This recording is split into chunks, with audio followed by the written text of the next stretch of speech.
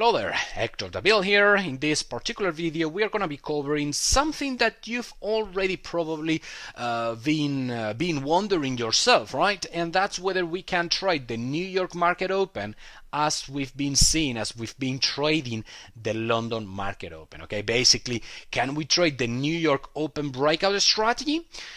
Well, I'm afraid that the answer is a big fat no. We cannot. All right. At least we cannot trade it in the same way as we've been trading the London Open breakout technique. We cannot export the same trading principles, the same techniques into the New York market session. And the reason for that is because some of the most important requirements that we see as the London market opens up just don't get fulfilled on the New York market open. Okay, basically, or more specifically, I'm gonna be talking about the three most important reasons as of why we cannot trade the New York market open as we trade the London market open. All right. Well, first of all, we don't get that volume wake-up call. We just don't get it. All right.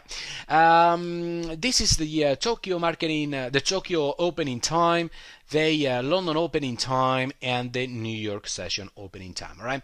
This is Tokyo, this is London, and this is New York. Well, one of the key characteristics, one of the basic principles the London Open breakout strategy is based upon is the market acceleration or the trading volume acceleration we see as Tokyo gives way to London, right?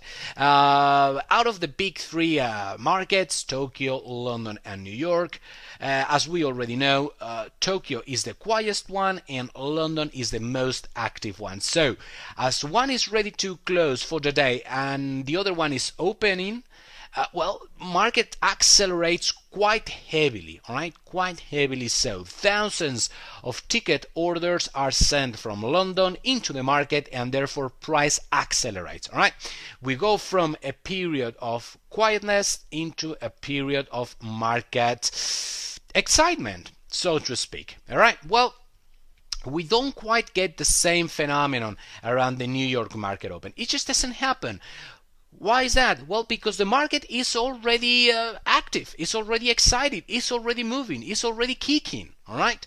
And therefore, as the New York market open, yeah, sure, we may see some small swings around that time, which yeah, we do get a little bit of market acceleration as the New York market opens, but at no rate, and I can't stress that enough, the acceleration is at no rate anywhere near what we see as the London at the London market opening time. All right, so we just don't have that acceleration, all right, that extra volatility that we use to, or that we exploit in order to make quick profits at the London, during the first hours of the London session.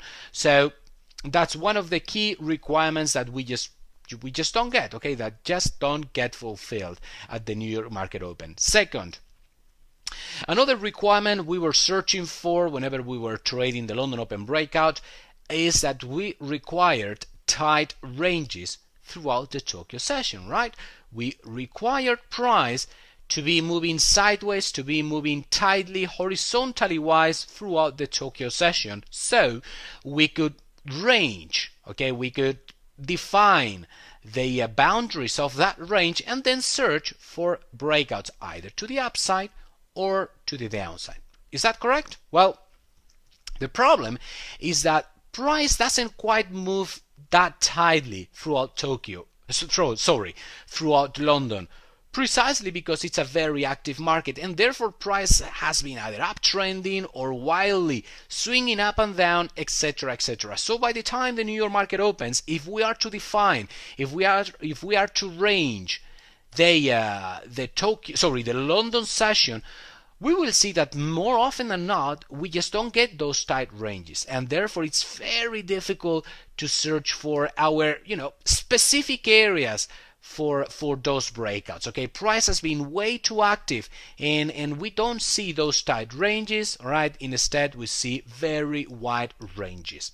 And finally, and actually most important of all, the average daily range, chances are that the average daily range is already exhausted by the time the New York market, the New York traders kick in. Okay, at least most of it, at least 80% of the average daily range on most currency pairs, well, they've probably, the average daily range has probably been covered by most of the in most of the currency pairs.